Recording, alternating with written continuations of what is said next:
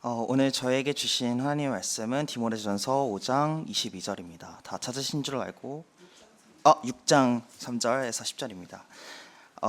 누구든지 다른 교훈을 하며 바른 말 곧 우리 주 예수 그리스도의 말씀과 경건에 관한 교훈을 따르지 아니하면 그는 교만하여 아무것도 알지 못하고 변론과 언쟁을 좋아하는 자니 이로써 투기와 분쟁과 비방과 악한 생각이 나며 마음이 부패하여지고 진리를 잃어버려 경건의 이익의 방도로 생각하는 자들의 다툼이 일어나느니라. 그러나 자족하는 마음이 있으면 경건은 큰 이익이 되느니라. 우리가 세상에 아무것도 가지고 온 것이 없음에 또한 아무것도 가지고 가지 못하리니 우리가 먹을 것과 입을 것이 있은즉 족한 줄로 알 것이니라. 부하려 하는 자들은 시험과 올무와 여러 가지 어리석고 해로운 욕심에 떨어지나니 곧 사람으로 파멸과 멸망에 빠지게 하는 것이라. 돈을 사랑함이 일만 악의 뿌리가 되나니 이것을 탐내는 자들은 미혹을 받아 믿음에서 떠나 근심으로써 자기를 찔렀도다. 아멘.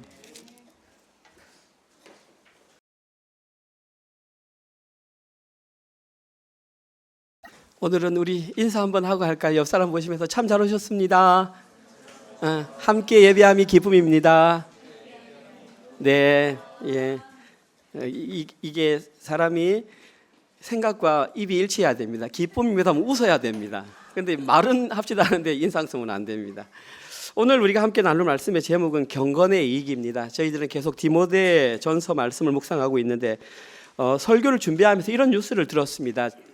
일주일이나 2주일쯤 전에 한국에 있었던 뉴스인데 10월 28일자 한국 모 방송국에서 다음과 같은 뉴스를 보도했습니다. 제가 그 내용을 잠깐 말씀드리면 한국에 있는 어느 도시의 대학교 교정에 학교 교정에 수많은 근조 화환이 배달되었습니다. 근조 화환이 뭐냐 하면 사람이 죽었을 때 보내는 화환을 말합니다.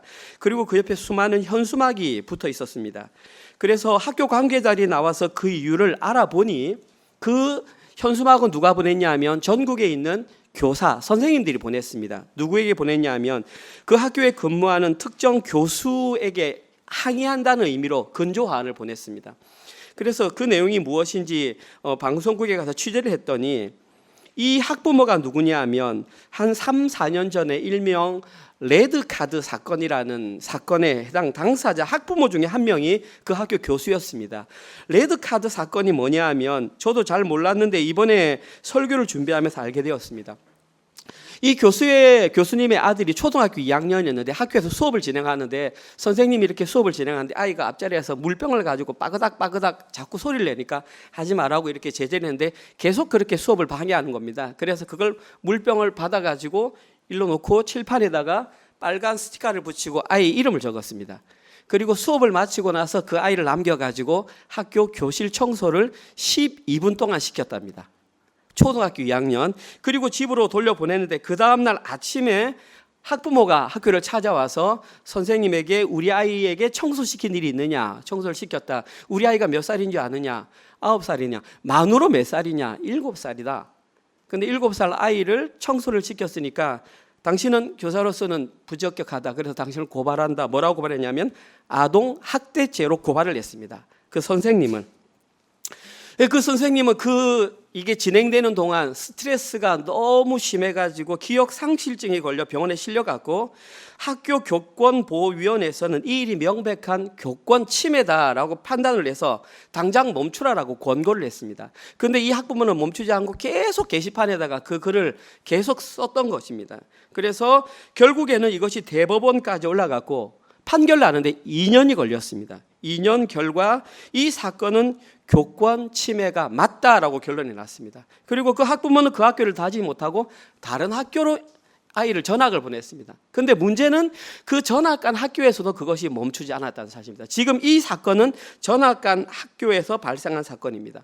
5학년이 되었는데 학부모가 계속해서 학교에 민원을 넣고 전화를 하고 카톡을 보내고 해가지고 무려 그 가장 대표적인 사건이 뭐냐면 담임 교체 요청 사건입니다. 새 학교 가서는. 그래서 1년이 채 가지 않는 이 뉴스가 보도되는 시점까지 그때까지 담임 교사가 무려 5학년에 6번이 바뀌었습니다. 여러 선생님들이 맡았지만 아무도 그 학부모를 감당하지 못했습니다. 어떤 14년 차 남자 선생님은 아무도 맡지 않는 자리를 스스로 가서 내가 한번 잘 가르쳐 보겠다고 했는데 3개월을 버티지 못하고 결국은 휴직을 하고 말았습니다. 그 외에 많은 교사들이 왔었지만 1개월을 채 버티지 못하고 6번이나 교사가 바뀌게 되었습니다. 이때 어떤 일이 발생했냐면 민원을 담임 선생님에게도 직접 넣기도 하지만 전화를 교장 선생님과 교감 선생님에게 전화를 넣는 겁니다. 무려 횟수를 조사해 보니까 두 학부모가 함께 교장 선생님과 교감 선생님께 이 투고를 한 내용이 모두 352회. 1년이 가기 전에 352회 같으면은 하루에 2번 이상은 카톡을 보냈던, 전화를 했던, 문자를 보냈던, 교육청 게시판에 게시글을 올렸던 이 일로 말미암아 교장 선생님과 교감 선생님 지금 현재 정신과 치료를 받고 있다는 사실이 교사통신망을 통해서 전국에 있는 교사들에게 퍼지게 되었습니다. 그 결과 그 내용을 알았던 선생님들이 이 학교 교직원이라는 걸 알고 그 대학교에다가 근조화환과 이제 플랜카드를 붙이는 사건이 발생했습니다. 뉴스에서는 그걸 보도했고 이 뉴스를 바라보는 사람들의 입장은 찬반 양론 정확하게 둘로 나뉘었습니다. 옹호하는 입장도 있고 교사가 그렇게 하면 되는가라는 그런 내용들이 사람들의 반응으로 나타났습니다. 제가 오늘 설교를 시작하면서 이러한 화두를 던졌던 이유는 오늘 저희들이 읽었던 디모데 전서 말씀에도 이와 유사한 내용이 기록되어 있기 때문입니다. 어떤 내용이 유사하면 이 뉴스에 등장했던 학부모들이 학교에 민원을 제기하는 수단으로 사용했던 것이 교권을 침해했던 게 뭐냐면 바로 말이나 문자였습니다. 오늘 본문에는 말을 포함한 각종 경건에 관한 내용이 오늘 본문의 핵심 내용입니다. 오늘 본문에는 2가지가 기록되어 있는데 첫 번째, 경건을 통해서 이익을 방도를 활용하는 사람들이 있습니다. 두 번째, 경건에서 이익을 얻는 사람들이 오늘 본문에 기록되어 있습니다. 따라서 저희들은 오늘 본문에 기록된 이 2가지 내용을 통해서 경건의 이익은 어떻게 얻을 수 있는지, 그리고 만약에 경건의 이익을 우리가 얻게 된다면 우리에게는 어떤 결과가 발생하게 되는지 한번 오늘 말씀을 통해서 천천히 살펴보도록 하겠습니다. 첫 번째 내용입니다. 첫 번째 내용은 경건을 이익의 방도로 사용하는 자들입니다. 여기서 말하는 방도는 수단입니다. 경건이라고 하는 것을 자기의 이익을 얻는 어떤 수단으로 사용하는 사람, 쉽게 말해서 이들은 누구냐 하면 경건의 이익을 얻지 못하는 사람입니다.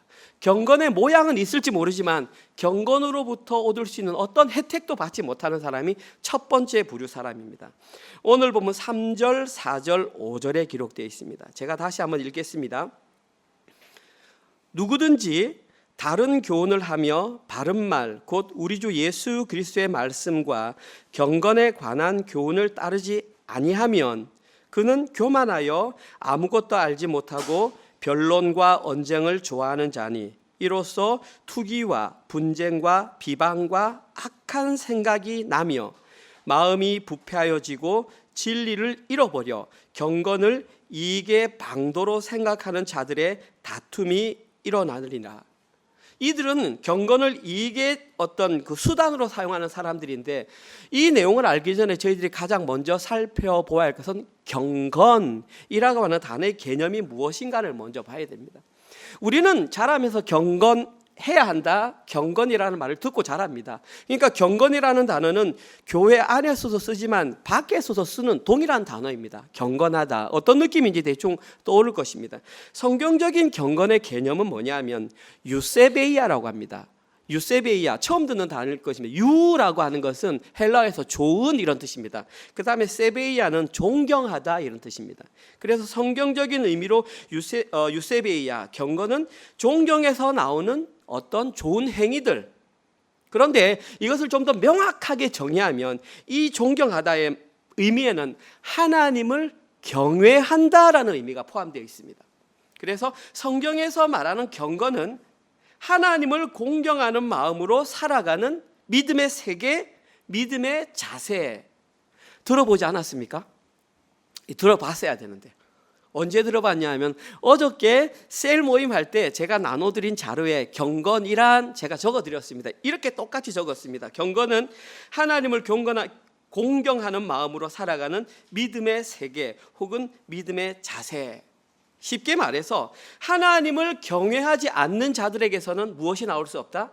경건이 나올 수는 없다. 경건의 모양은 나올 수 있지만 실제적인 성경에서 말하는 경건은 나올 수 없다. 그래서 오늘 보면 3절에서는 그들을 두 가지로 표현합니다. 첫째, 그들은 다른 교훈을 말하는 사람들입니다.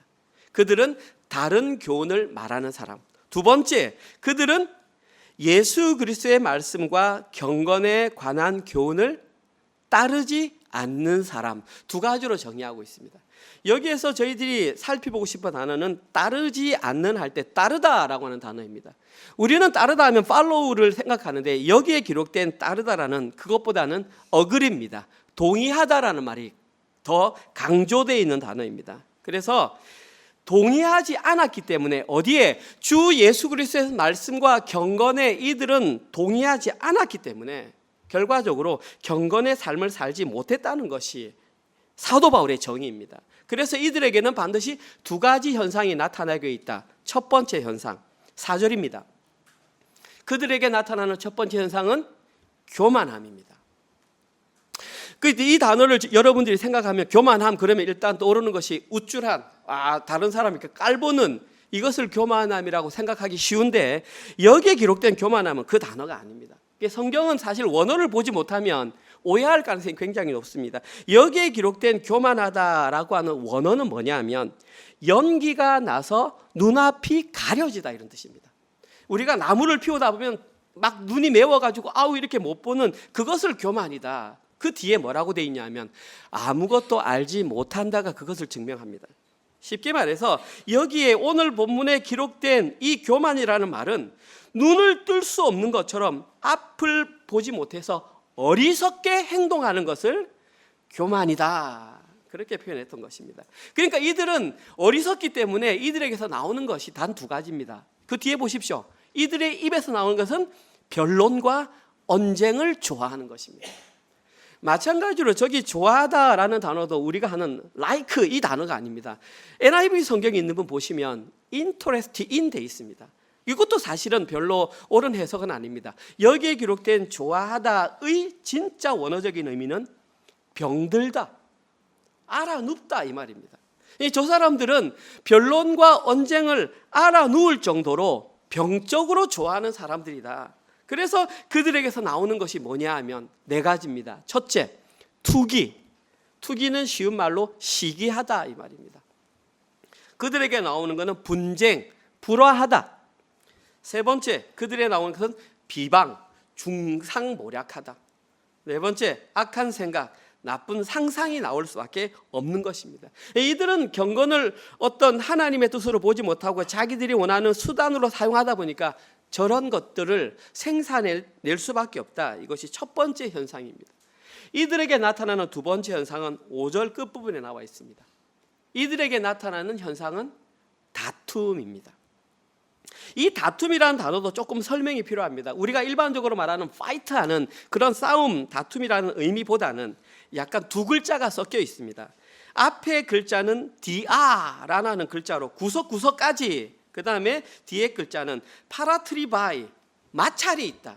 그러니까 이 다툼이라고 하는 것은 상호간에 모든 방면에서 마찰이 끊이지 않게 발생하는 상황을 다툼이다. 이렇게 표현을 했습니다. 조금 어려울 줄 압니다. 그러나 사도 바울은 이러한 원어를 사용함으로써 그들의 현재 상황이 어떠했는지를 알려주고 싶었습니다. 그러면 이들이 이렇게 다툴 수밖에 없었는지, 구석구석 마찰이 있을 수밖에 없은 이유는 두 가지입니다. 앞부분에 첫 번째, 이들의 마음이 부패하여졌기 때문에, 부패하다 여기서는 깨어지다, 멸망하다 이런 뜻입니다. 그들의 마음이 깨어지고 그들의 마음이 멸망당했기 때문에 마찰이 발생할 수밖에 없다. 두 번째 이유는 이들이 진리를 잃어버렸기 때문에, 이 잃어버리다라도 그냥 내가 길을 가다 잃어버린 것이 아니라 강탈당하다, 횡령하다 이런 뜻입니다.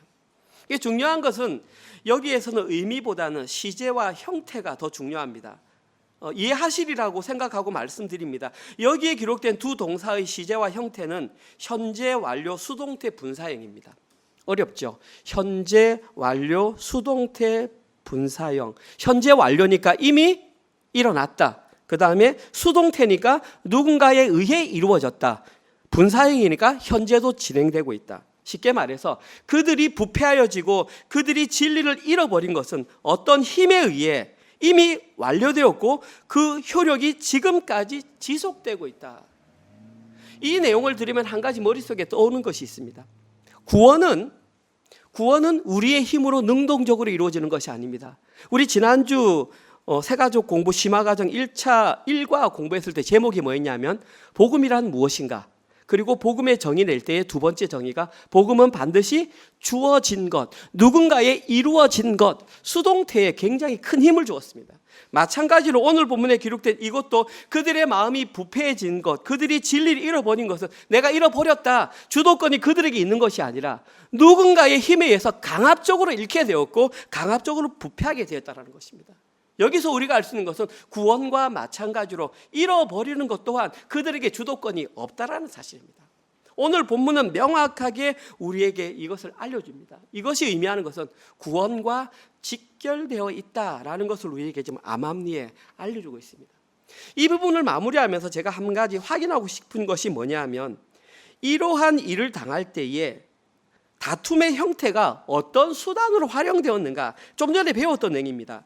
경건의 이익의 방도로 생각했던 자들이 교만해짐으로 인해 서로 간에 다툼이 발생하게 되었을 때에 어떤 수단을 사용했는가라는 것이 가장 중요합니다. 다시 한 번 더 말씀드리지만 이들이 경건의 경건을 이익의 방도로 활용했을 때 사용했던 수단은 모두 한결같이 말과 관련되어 있다는 사실입니다. 이들은 몸은 현재 교회 안에 있었던 사람입니다. 그래서 교회 종교 생활 똑같이 하고 똑같은 거룩한 말을 그들은 사용했지만 그들의 마음은 부패하여지고 진리를 잃어버렸기 때문에 악한 말로 너무 쉽게 상대방을 비방하는 모습을 드러내었다는 것입니다. 이것이 비단 그 당시 에베소 교회의 모습만일까요? 저는 그렇지 않다고 생각합니다. 이러한 모습은 지금 이 시대의 교회에서도 동일하게 발생하고 있다고 생각합니다. 그리고 이러한 현상이 발생하는 것이 안타까운 이유는 이러한 현상이 교회에서 발생할 때에 그러한 현상으로 말미암아 교회의 교권이 무너지는데 가장 중요한 역할을 하는 것이 바로 말과 관련된 것이라는 것입니다.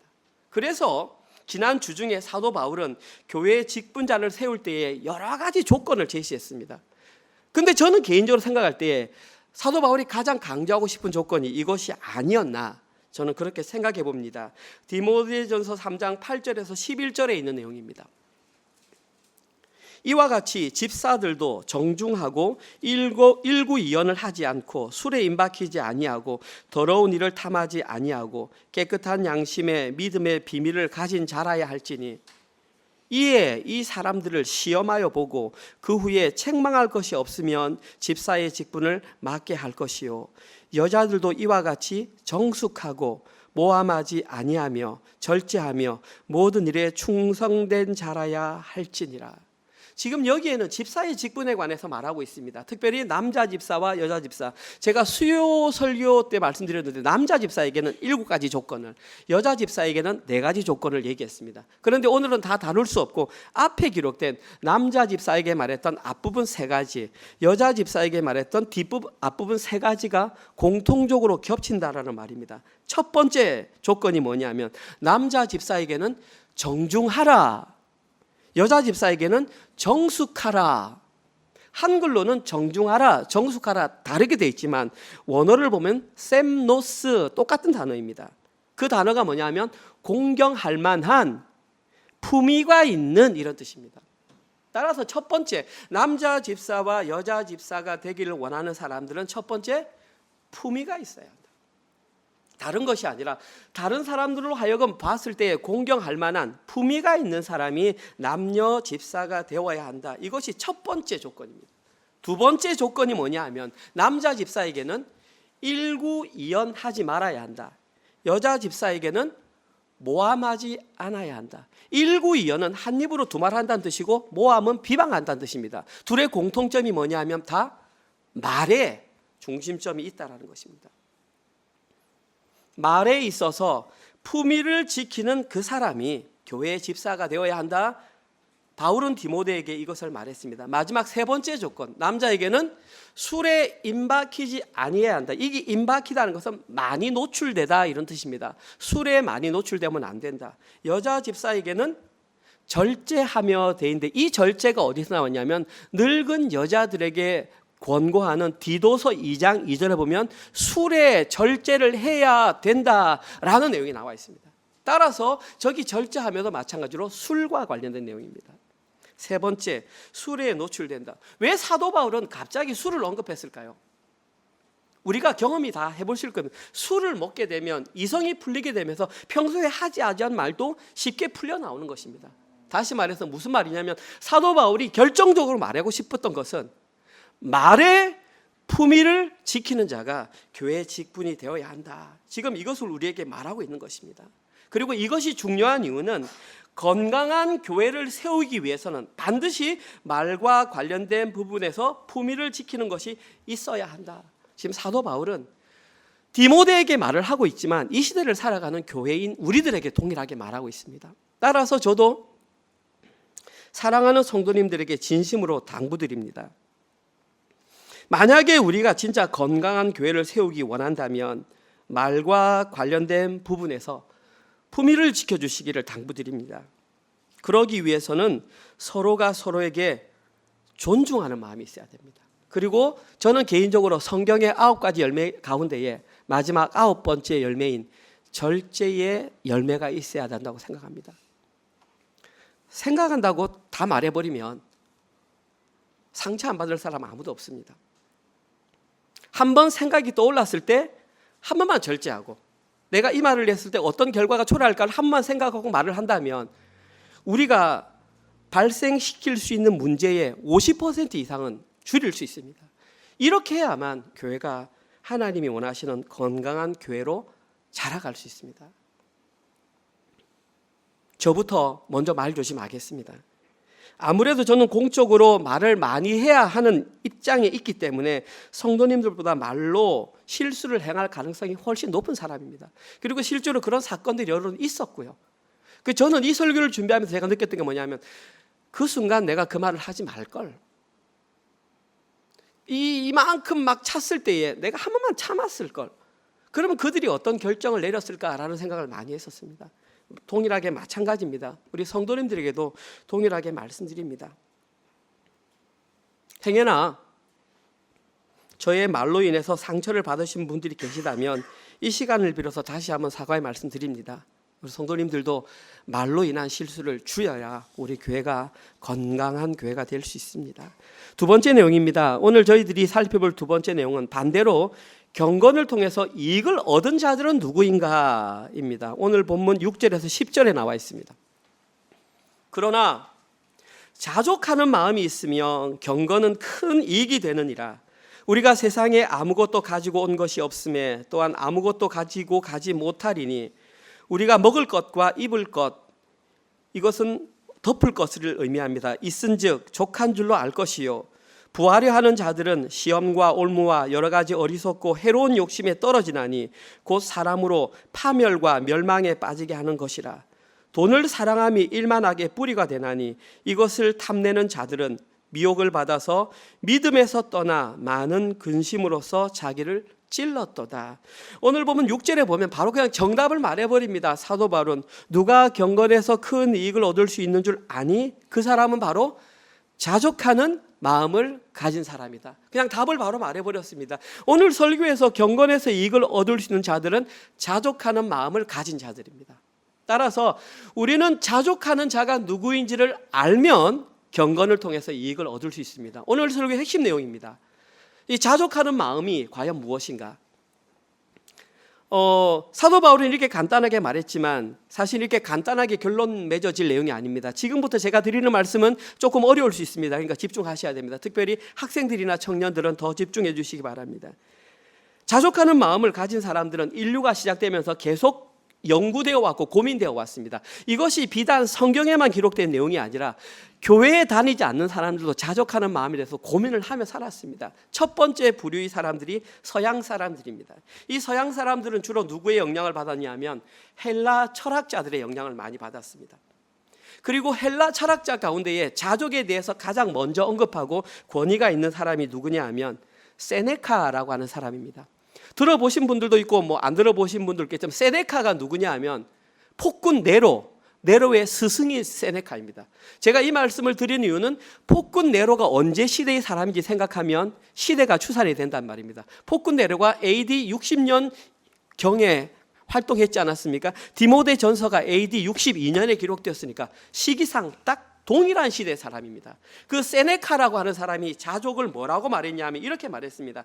자족하는 마음은 스스로에게 주어진 상황 속에서 기쁨을 얻으려고 노력하는 사람이다. 다시 읽어드리겠습니다. 세네카의 정의입니다. 스스로에게 주어진 상황 속에서 기쁨을 얻으려고 노력하는 사람. 교회 나오지 않더라도 이런 마음을 가진 사람은 굉장히 인지력이 뛰어난 사람입니다. 이 단어를 헬라어로 뭐라고 그러냐면 아우타르케이아라고 합니다. 아우타르케이아. 저도 성경을 보면서 알았습니다. 근데 깜짝 놀란 게 뭐냐 하면 오늘 본문 6절에 기록된 자족하는 마음이라는 저 글자가 바로 아우타르케리아입니다. 무슨 말이냐면 세네카가 쓴 말을 그대로 사도 바울이 그대로 썼단 말입니다. 그러면은 사도 바울은 세네카의 생각에 동의를 했느냐? 아니고요. 저 말을 쓴 것은 너희들은 저 말이 진리로 알고 있지. 그러나 저게 진리가 아니야. 내가 정확하게 풀어서 말해줄게. 너희에게 약점이 무엇인 줄 알아? 너희에게는 자족이 인간적으로는 맞는 것 같지만 거기에는 부족한 개념이 있어 라는 의미에서 동일한 단어를 던졌던 것입니다. 그래서 성경은 어느 정도 원어를 볼 필요가 있습니다. 두 번째 개념은 저희들이 나고 자란 동양학적 개념입니다. 저희들은 한국에서 나고 자랐기 때문에 어쨌든 유교 문화 속에서 자랄 수밖에 없습니다. 우리 바로 윗대의 나라는 조선입니다. 조선 사람들은, 글을 아는 사람들은 나고 자랄 때마다 가장 어릴 때부터 읽혔던 책이 명심보감입니다. 그리고 그 명심보감에 어떤 내용이 있냐면 안분지족이라는 단어가 있습니다. 몰라도 됩니다. 안분지족, 편안할 안, 나눌 분, 알지, 넉넉할 족. 무슨 말입니까? 편안한 마음으로 분수를 알고 넘치는 욕심을 내지 않으며 자신이 처한 처지를 파악하여 만족하며 사는 삶, 안분지족. 그게 군자다 그렇게 말했습니다. 동양학적으로도 상당히 높은 인지력이 있어야 이해하고 행동할 수 있는 것입니다. 그런데 이 안분지족의 뿌리를 찾아가면 어떤 사상이 들어있냐면 공술의 공수거 사상이 들어있습니다. 공술의 공수거가 뭐냐 하면 빈손으로 왔으니 빈손으로 돌아간다 그런 개념이 있습니다. 여기에는 삶의 덧없음을 강조하면서 있는 곳에 만족하며 그냥 너무 많이 가지려고 하지 마라. 좋은 말 같지만 이 내용을 계속 따라가다 보면 허무주의에 빠지게 됩니다. 그래서 그렇게 유익한 내용은 아닙니다. 따라서 저희들은 우리가 듣는 것에 굉장히 유의할 필요가 있습니다. 내가 듣는데 잘 모르고 듣다가 그 사상에 그냥 노출되어 버립니다. 가장 노출되기 쉬운 게 뭐냐 하면 유행가 가사입니다. 저 유행가 듣는 거 굉장히 좋아하고 특정한 우리 70, 80대의 노래를 굉장히 좋아합니다. 그런데 가사를 분별해서 들어야 합니다. 그렇지 못하면 자연스럽게 노출됨으로 말미암아 그들의 사상에 물들게 됩니다. 몇 년 전에 있었던 일입니다. 부산의 모 대학교에 축제를 갔는데 놀라운 일이 있었는데 60대 아주머니가 거기에 초청을 받아갔습니다. 가수인데 김연자라고 하는 가수 아시죠? 그런데 거기서 어떤 특정한 노래를 불렀는데 완전히 화제가 되었습니다. 그 이후로 역주행이 일어나서 전 국민이 그 노래를 알게 되었습니다. 그 노래가 뭐냐 하면 바로 아시네요. 아모르 파티입니다. 아모르 파티. 난리가 났었습니다. 가사 내용 가운데 이런 게 있습니다. 산다는 게 다 그런 거지. 누구나 빈손으로 와. 누구나 빈손으로 온다는 것은 공술의 공수거를 말하는 것입니다. 그런데 왜 제목이 아모르 파티냐? 그래서 저는 이 설교를 준비할 때까지 파티가 P-A-R-T-Y 파티인 줄 알았습니다. 그것이 아니라 영어로 말하면 fate입니다. 아모르는 사랑하다, fate는 운명이지 않습니까? 아모르 파티는 운명을 사랑하라. 그렇게 보이지만 이 아모르 파티라는 단어가 어디서 나왔냐면 신은 죽었다라고 말했던 철학단 니체가 쓴 책 가운데에 영원 회귀 사상의 결말 부분이 아모르 파티입니다. 허무주의입니다. 있는데 그냥 만족하며 살다가 그냥 돌아가라는 것입니다. 결론적으로 서양적 사상이나 동양적 사상이나 핵심이 빠져 있으니까 허무주의로 결론을 맺게 돼 있다라는 것입니다. 아무리 세상에서 철학을 하고 동양사상을 한다 할지라도 성경에서 원하는, 하나님께서 원하는 결론을 못 맺는다는 사실입니다. 세 번째 결론. 그럼 성경에서 말하는 자족하는 마음의 개념은 무엇이냐? 사도 바울이 이렇게 말합니다. 6절, 7절, 8절. 그러나 자족하는 마음이 있으면 경건은 큰 이익이 되느니라. 우리가 세상에 아무것도 가지고 온 것이 없음에 또한 아무것도 가지고 가지 못하리니 우리가 먹을 것과 입을 것, 이건 덮을 것이니까 집도 말합니다. 있은즉 족한 줄로 알 것이니라. 특별히 7절 말씀 보면은 자칫 뭐처럼 보입니까? 공술의 공수거처럼 보입니다. 아무것도 안 가지고 왔으니 우리도 그냥 빈손으로 간다라는 것처럼 보이지만 그렇지 않습니다. 오히려 사도 바울이 여기서 말했던 자족의 개념은 누구의 개념과 흡사하냐면 욥의 신앙 고백과 굉장히 일치한 고백입니다. 우리는 욥기를 묵상했고요. 욥기 1장 21절에서 욥은 고난을 받고 나서 자녀도 다 잃어버리고 재산도 다 잃어버리고 몸에 그 진물이 났을 때 하나님께 이 고백을 했습니다. 함께 읽어보겠습니다. 시작. 이르되 내가 모태에서 알몸으로 나왔은즉 또한 알몸이 그리로 돌아가올지라. 주시니도 여호와시요 거두시니도 여호와시오니 여호와의 이름이 찬송을 받으실지니다 하고, 욥은 허무주의를 말한 것이 아니라 그런 상태를 통하여 자기의 존재가 누구인지를 알며 하나님이 누구인지를 알아서 오히려 하나님께 찬송과 경배를 드렸습니다. 이것은 놀라운 신앙 고백입니다. 물론 우리가 알다시피 욥이 이런 고백을 했지만 무려 성경 30장 이상에 걸쳐서 하나님과 싸움을 합니다. 그것이 의미하는 것은 완벽하지는 않았다라는 것입니다. 그러나 비록 욥이 완벽하지는 못했지만 적어도 이 당시에도 성경의 자족의 개념은 정확하게 알고 신앙 고백을 했다라는 것입니다. 그러니까 내가 신앙 고백을 했다고 해서 모든 삶이 나에게 다 완벽하게 현재 따라오는 건 아니라는 사실입니다. 그러나 일단 알고 있는 것이 중요합니다. 그러면 사도 바울이 진짜 말하고 싶었던 성경의 자족의 의미는 다른 곳에 나와 있습니다. 동일한 서신서인데 빌립보 교회에 보낼 때에 이런 내용을 썼습니다. 4장 11절에서 13절. 여기에 성경에서 말하는 자족의 의미가 나옵니다. 4장 11절. 내가 궁핍함으로 배가 고파서 말하는 것이 아니니라. 어떠한 형편에든지 나는, 저기 나오죠, 자족하기를 배웠다. 나는 비천, 없는 것에도 처할 줄 알고 풍부, 많은 것에도 처할 줄도 알아. 모든 일 곧 배부름과 배고픔과 풍부와 궁핍에도 처할 줄 아는 일체의 비결을 배웠다. 그 비결이 뭔 줄 아니? 내게 능력 주시는 자 안에서 내가 모든 것을 할 수 있느니라. 사도 바울이 배웠던 비결은 바로 이것입니다. 환경이 죽는 것이 아니라 내가 누구 안에 있는가, 내가 누구와 함께 하는가, 그것이 성경적인 자족의 비밀임을 사도 바울은 명확하게 알았습니다. 내가 그분 안에 있다면 환경이 원하는 대로 되지 않더라도 나는 자족할 수 있다. 그리고 그것이 성경의 자족이다. 그러면 사도 바울이 말했던 내게 능력 주시는 자, 내가 들어가야 할, 내 안에 들어와 계셔야 할 그분은 누구일까요? 오늘 본문에 이렇게 말하고 있습니다. 빌립보서 3장 16절. 디모데전서 3장 16절. 이렇게 고백합니다. 그분이 누군 줄 아니? 크도다 경건의 비밀이여. 이거는 경건과 관련된 비밀인데 너희들께만 알려줄게. 잘 봐. 그렇지 않다 말하는 이가 없다. 사실은 그가 누군 줄 아니? 그는 육신으로 나타나신 바 되었어. 그는 영으로 의롭다 하심을 받으셨어. 그는 천사들에게 보이셨고 만국에게 전파되셨어. 그는 세상에 믿음 바 되셨고 영광 가운데 올라가셨어. 첫 번째, 육신으로 나타난 바 되셨어. 그분은 성육신 하신 분이야.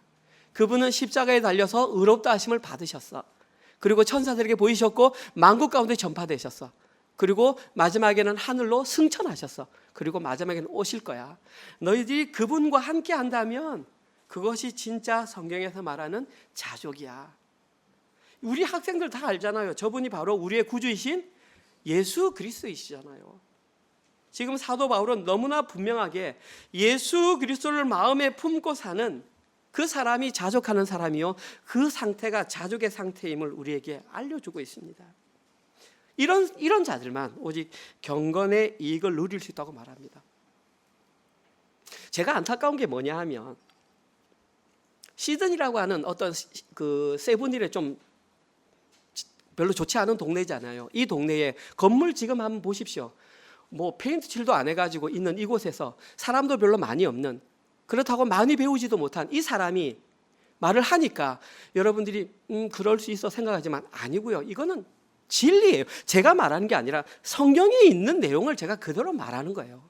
이것을 아느냐 모르느냐가 구원을 받느냐 구원을 받지 못하느냐 이 결정적인 순간이 되는 것입니다. 그런데 우리는 자꾸 환경을 보죠. 나사렛에서 무슨 선한 것이 날 수 있겠어? 세븐힐 그 작은 교회 몇 명 모이지 않는 교회에서 무슨 선한 일이 날 수 있겠어? 거기서 구원이 난다니까요. 왜? 말씀이 거기 있기 때문에. 말씀이 어디 있는지를 보시고 판단하셔야지. 환경을 보시고 규모를 보시고 큰 실수하게 되는 겁니다. 오늘 본문에는 이 자족하는 마음이 예수 그리스도 한 분으로 만족하는 마음, 그들이 경건의 비밀을 아는 자, 경건이 주는 이익을 누리는 자.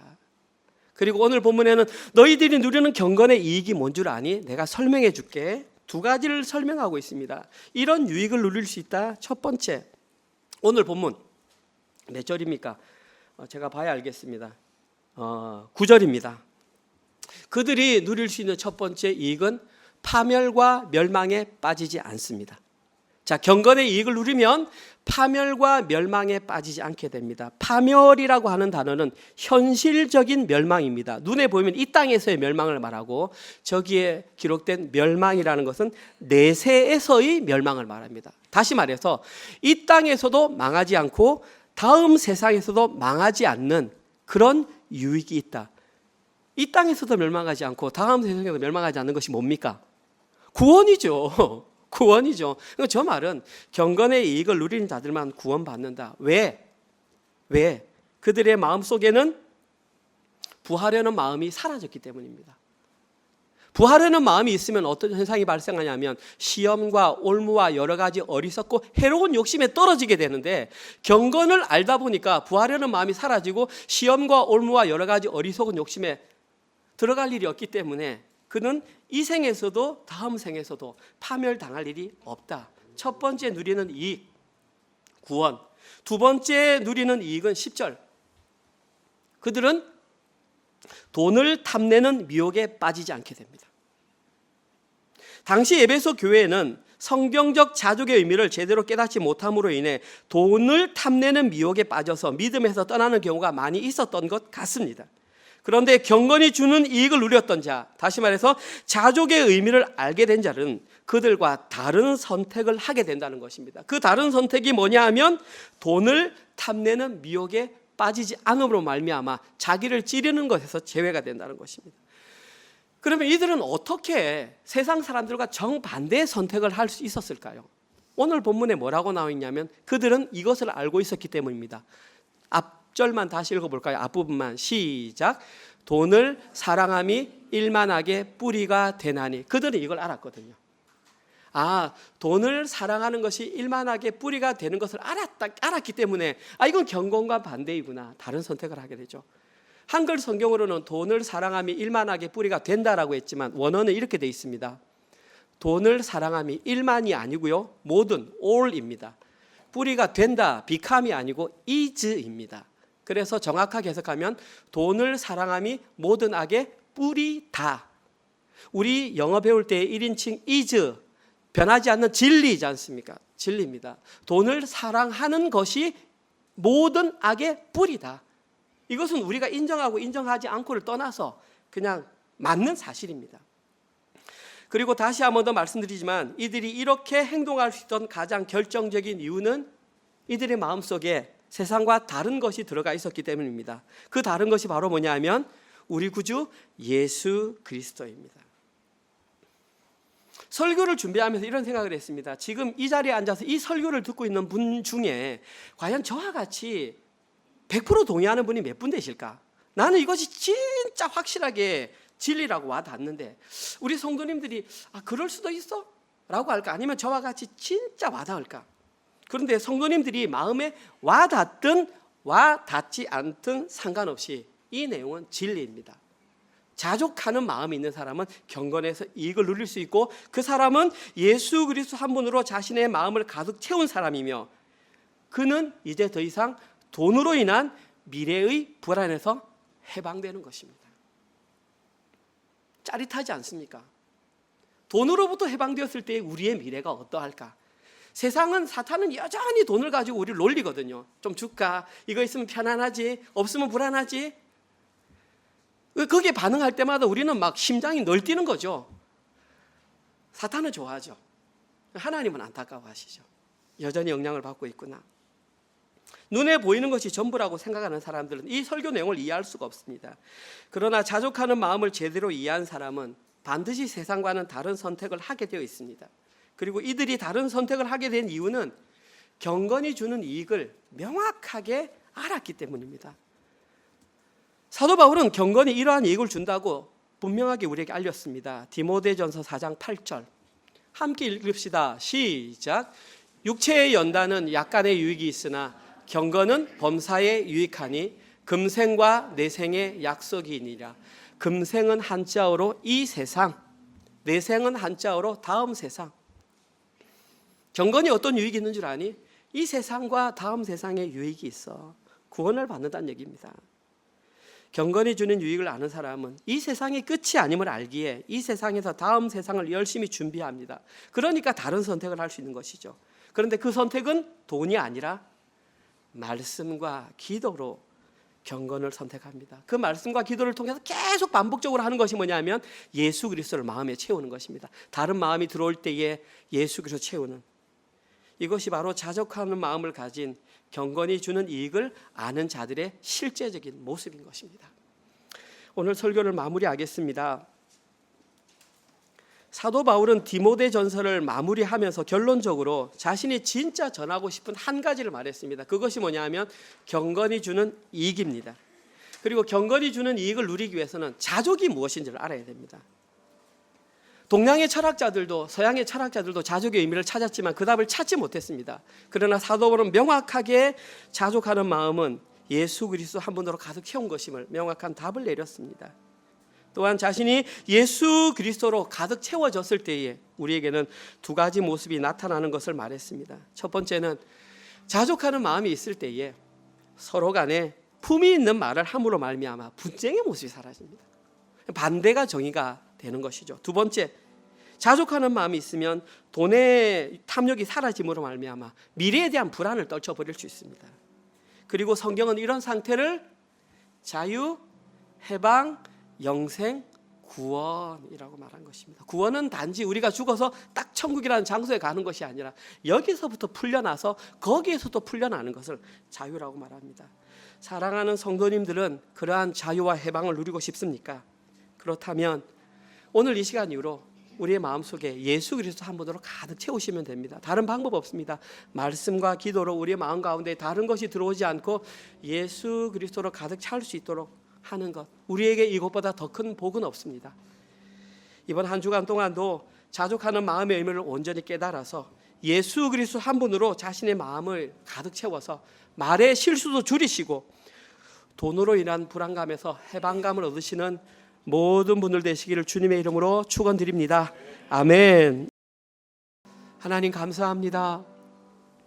영원한 왕으로 우리의 마음에 살아계셔서 세상을 따라가지 아니하고 자족한 자가 될 수 있도록 인도하시니 참으로 감사합니다. 그러나 우리 현실을 바라보면 여전히 부족합니다. 성령 하나님 도와주시옵소서. 넘어질 때마다 손잡아 일으켜 주시옵소서. 좌절하지 말게 하여 주시옵소서.